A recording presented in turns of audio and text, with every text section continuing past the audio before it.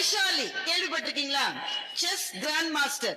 பிரக்ஞானந்தாவினுடைய அக்கா அந்த பொண்ணு, அவளும் கிராண்ட் மாஸ்டர் தான். சின்ன பொண்ணு. இப்ப அந்த டாடா ஸ்டீலினுடைய செஸ் காம்படிஷன் ஒண்ணுத்துல வைஷாலி விளையாட போறா. வைஷாலியோடு விளையாடுகிறவர் ஒரு உஸ்பெகிஸ்தான் வீரர். உஸ்பெகிஸ்தான் ஒரு நாடு இருக்கு, அந்த நாட்டினுடைய கிராண்ட் மாஸ்டர் அந்த ஒரு பையன். நல்ல வளவளன்னு 7 அடி இருக்கான். நம்ம பாப்பா எப்படி இருக்கும்? நம்ம ஒரு பாப்பா மாதிரி இருக்கு, சின்ன பாப்பா. அது செஸ் விளையாட்டு டோர்னமெண்ட்ல ஒரு எழுதப்படாத விதி இல்ல, எழுதப்பட்ட விதியை யாரோட நீ விளையாடினாலும் முதல்ல போன உடனே கை குலுக்கணும். உன்னோட ஆப்போனன்ட் யாரா இருந்தாலும் நீ கை கொடுக்கணும். விளையாடி முடிச்சு யார் ஜெயிச்சாலும் சரி, நீ ஜெயிச்சாலும் சரி, அவன் ஜெயிச்சாலும் சரி, கை குலுக்கணும். இது மரியாதை, இது நாகரீகம், இது அடிப்படை. வைஷாலி போன உடனே பட்டுன்னு கையை நீட்டுட்டா.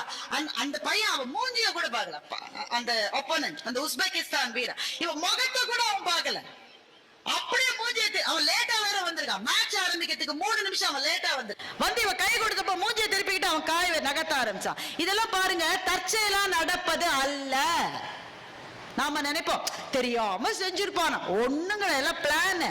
இப்படி பண்ணும் போதே எதிராளியினுடைய மனம் கொஞ்சம் சோர்ந்துரும். அந்த சோர்வை நீ பயன்படுத்திக்கணும்ன்றதுக்காக இதெல்லாம் டெக்னிக் பாருங்க. வைஷாலி என்ன பண்ணிருக்கலாம்? பேன அழுதுருக்கலாம். நாம இருந்து ஒருவேளை அழுதுருப்போம், கை கூட கொடுக்கலன்னு, அதனாலதான் தோத்து போனேன். வைஷாலி அதெல்லாம் ஒண்ணும் செய்யல. அவன் முகத்தையே அவ பார்க்கல. அவ பார்த்தது அந்த 64 கட்டங்களை மாத்திரம்தான். அதை மாத்திரமே பார்த்தால் 10 நிமிஷத்துல அவனை ஜெயிச்சு காமிச்சாங்க. 10 நிமிஷம்.